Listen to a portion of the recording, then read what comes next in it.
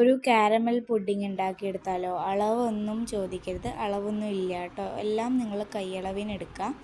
ആദ്യം ഒരു പാൻ എടുത്ത് അതിൽ കുറച്ച് പഞ്ചസാരയും കുറച്ച് വെള്ളവും ആഡ് ചെയ്യും. വെള്ളം കൂടിപ്പോവുക ചെയ്യരുത് കേട്ടോ.